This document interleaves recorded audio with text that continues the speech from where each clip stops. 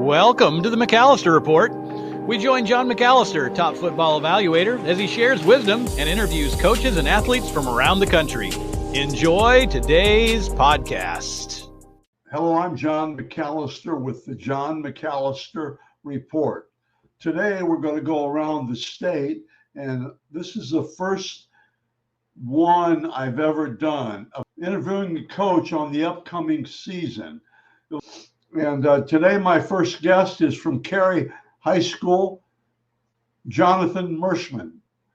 He's been there as an assistant for 11 years, and I think this is his 7th year as the head football coach. And 2 years ago, Carey won the state championship with a record of 15-1. And so I'm just interested how they get that program going so well, and also what he has coming back for this fall. So if you'd sit back and enjoy my first ever video podcast on a preseason team, the Carey Blue Devils.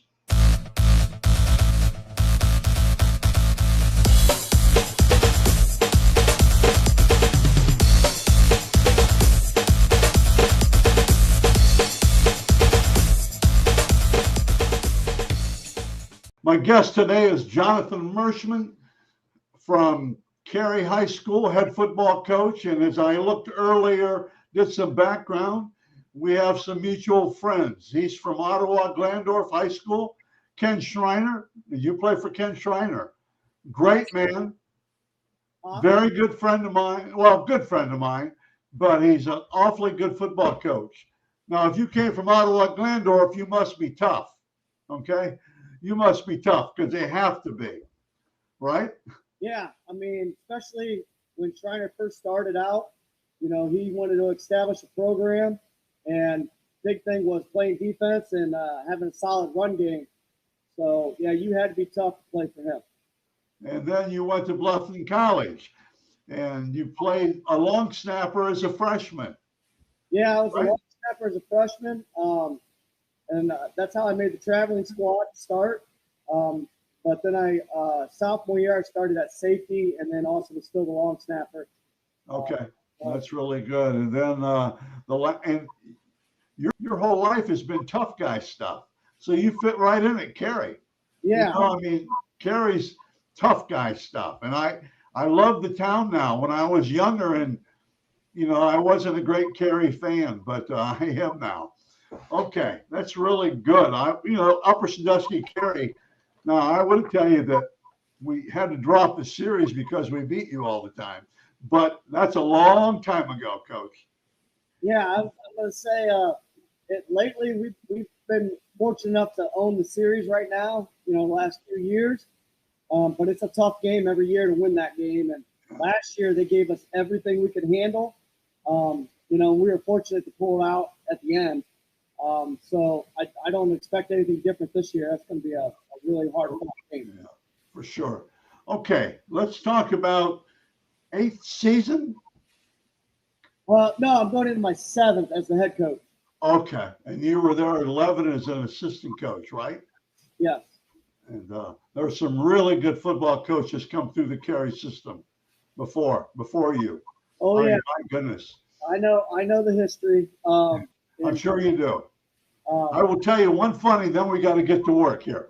Well, Tom Geschwin was a really good friend of mine, and really good friend. And they won the state championship. Well, the next summer, they're talking about winning it again. I mean, right now, like it was a done deal. He used to laugh about that. And he was a very good Carey football guy. So, sounds good. Okay. State championship 2 years ago, right? Yep, 21. And then 15-1, and then last year 11-1, and yep. You've got it rolling. Okay. What about on your schedule? By the way, am I correct? You've got Hopewell, Gallion, LCC, and Eastwood. Not Eastwood. We have Winford. Would be game 4. Who is it? Huh? What's the game 4? Winford. Oh, okay. Okay. League play. That's still a tough opening schedule. Yeah. I mean, those are good programs. Good programs. Hopewell has a tremendous program with Concatriglio. Galleon was full juniors last year, so they're going to be real tough. And then LCC was a Final Four team last year, and the quarterback back, and he's a monster. Yeah. Where do you play them? At your place, right? We play LCC at our place. The other two are away. Okay. Coach, what do you and Carey, you've got it going. What do you attribute to that? What do you attribute to Carey going, I don't know, 26-2, and even before that? That's tough to do. What's the one main thing, Jonathan, that you attribute that to? Tradition. Yeah. They believe that, don't they? They got it. Yeah. And, it goes from great-grandfathers all the way down. We got guys that want to play football the right way, and are willing to work. And when you have those things just embedded in the community, it's really easy to get it out of them on Friday night. That's really good. That's good. I went through that with Coach Mike Malk at Kenton, because he's a very good friend of mine, and Kenton had the same thing. They knew they were going to win somehow. And you guys must have a little bit of that someplace. Yeah, except my senior year, we beat them at our place. So. Yeah. Okay, let's talk about what seniors did you lose, Jonathan? We lost. I'm going to start with Landon Kimberly, our 4-year starter at linebacker. I think he was 3-time All-Ohio linebacker for us. He was a monster for us, and that one's going to hurt a little bit going into this year. 4 years in a row, that position was already done. We didn't have to worry about it. He was going to play that same position, and he was just going to kill it. So we lost him. And then I would have to say Lance Rickle, our quarterback, we lost that last year. And then we lost E.J. Bowes, who was an outside linebacker tight end for us. And then we lost a few, like Brock Bushong, our center. We had some seniors. We had some dudes that we lost. Gage Summit. All these guys could all play, and they're hard-nosed kids.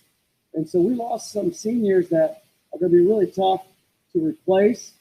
But I think we've got some eager seniors coming into this year, and some sophomores and juniors that are looking to fill those spots. Good, and they've been there. Okay, can you name just a few of the seniors to be? Right now, seniors to be, we have the Putnam twins, Nick and Alex Putnam. They've got a lot of playing time for me. Are those guys seniors finally? It seems like the Putnam kids have been around forever. They're seniors. Got Carter Smiley, who was a starting safety for us on that state championship year as a sophomore. We got Butch Broadman, who was a starting defensive line for us on that championship team. So we got those main characters back. And then you got a lot of guys that got a lot of playing time last year for us. We got 4 offensive linemen returning. I'm really excited about those 4 offensive linemen. Are they coming back? Yeah, Coach? 4 of them coming back. Okay. They're my dudes. The 4 offensive linemen coming back. Offensive line are my guys. So I got to give those 4 a shout out. You got Jonah Peters, you got Matt Almong, Mitch Bowes, and then you got Landon Mitchum are the 4 that are returning on offensive line. And I can't say enough good things about those guys because we don't go anywhere without our offensive line. Coach, there's a little saying, as I was a coach many years ago, if you can block, you can score. If you can't block, you ain't going to score. And I think the offensive line is so important. Yeah, important. We got to move the ball. Especially at your level.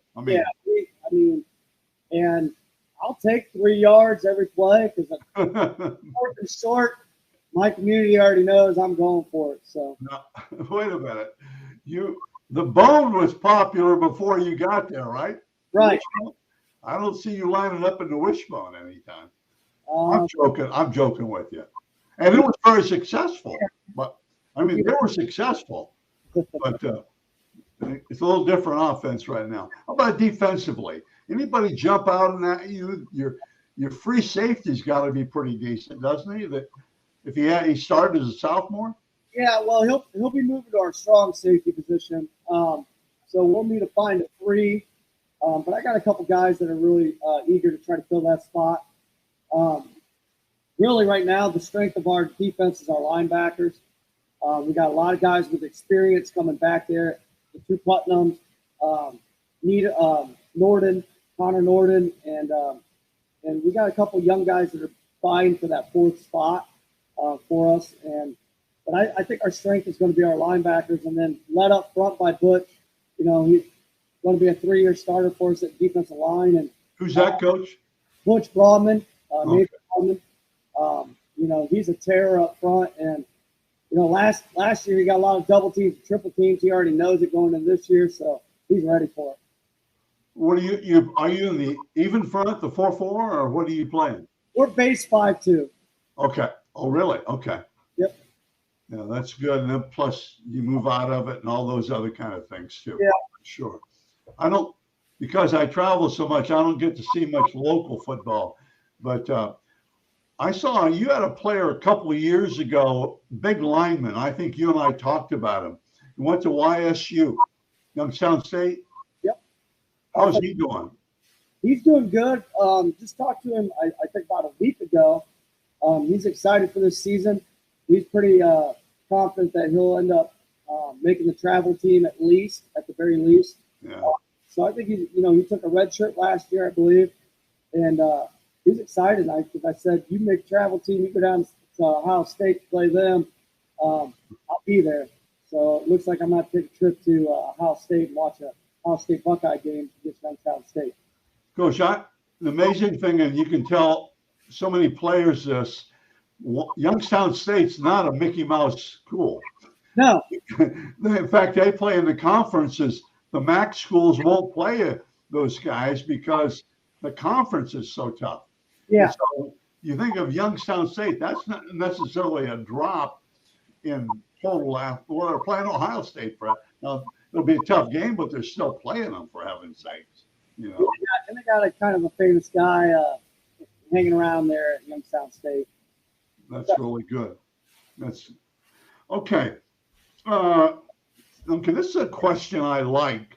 This is the first one I've ever done. So you're the first guy that's ever done a video preseason podcast with me. So I have some silly questions too.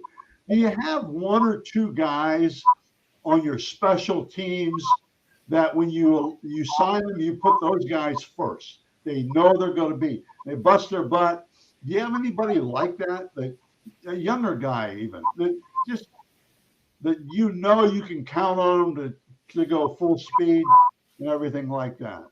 Is that? Yeah, usually every year I talk to a freshman coach, and they give me input on who they think is going to be a sophomore to watch.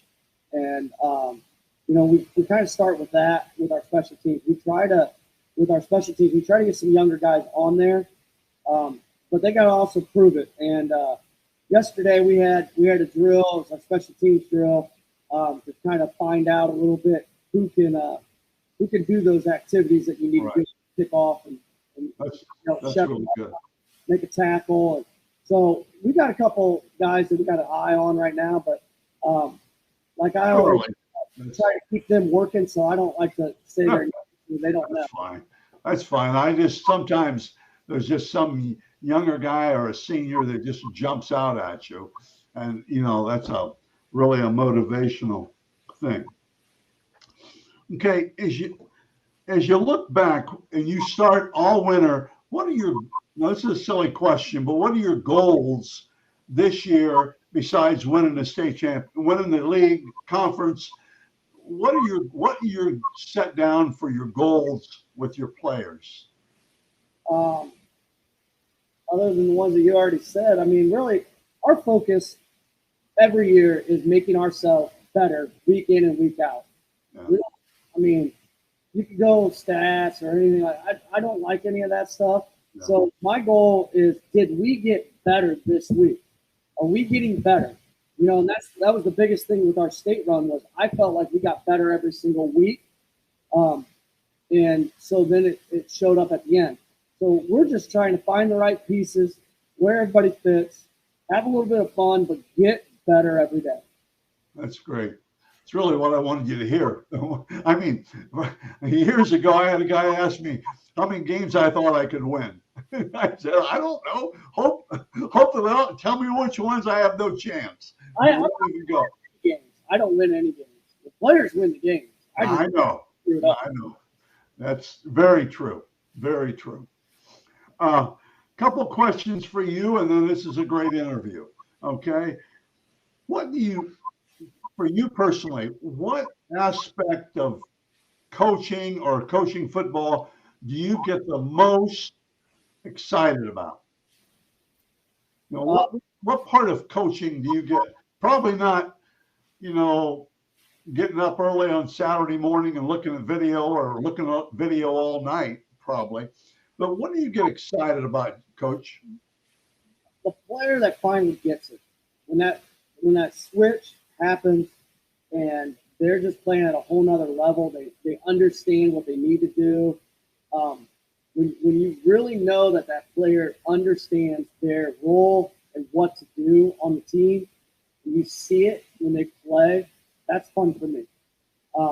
That's what keeps me coming back every year, is that moment where the kid, whether it's a quarterback or running back, and just, when they're just playing at a different level than everybody else, and watching them do that, it's just extremely fun for me. The light comes on for them. Yes. And that's, I ask, when I do interviews with players, I ask them that question: when did the light come on? And everybody's got an answer. I mean, when I had to step up and things like that. Okay. One for the coaches. What's the strongest quality or strength an assistant coach must have? With me, it'd probably be thick skin and willing to do other things. I mean, those are really the main ones, because I can help you with the X's and O's. I can help you watch film, how to watch film. I can help you with those things. But, when the bullets start flying, I get a little animated, I get a little aggressive, I get a little intense. So if you're not willing to be able to take some of that intensity and understand that I'm not mad at you personally, I'm mad at what the action was. And you got to have the thick skin to know that it's not personal. It's the action and what I need the outcome to be, and willing to go, like I said, willing to do other things. Don't just, hey, these are my assignments, these are the only things I'm going to do. Yeah. You got guys coming and going as coaches that, hey, they got families and stuff. They got to go to a doctor's visit with their young one. And so somebody's got to pick up that slack that day. And it can't always be me. So guys that are willing to, hey, I'll fill up water today. That's not my job, but I'll fill it up. I'll go do ice tubs, whatever it is, run out, tape ankles because the trainer's not here today, stuff like that. That's super, Coach. Well, Coach, this is where you won me over. Now, I'm an old guy, okay? This is where I was reading an article when you were beaten last year by Colonel Crawford. And you were talking about it at the end, and about during, things that went wrong and where they were strong. But the last sentence in that article said, you said they were just give them credit, they were a better football team, or they were, give them a lot of credit, they won the game. They did a great job, and you were able to compliment them. Yeah. I thought that was huge. I mean, we did some things that we weren't proud of in that game. Jumping off sides on fourth down, stuff like that. But in that moment, in that game, Crawford was just better than us in that moment. In that moment, yeah. I would love to have played them 10 times, because I think we could have, but that's not how football works. You play it once. You don't have games, 7-game series. You don't get to come back at them and try again tomorrow night, like basketball or anything else, So you got one game. You cannot let another team be better than you in that moment. And they were better than us in that moment. Coach, thank you very much. for this podcast. I was really happy about it. And the other thing is, my last question would be, how many games do you think you can win this year? I'm joking. I'm joking with you. We're playing Hopewell week 1, and that is our focus, and the rest will be the rest. Thanks, Coach. Thank you very much. Yep. Thanks.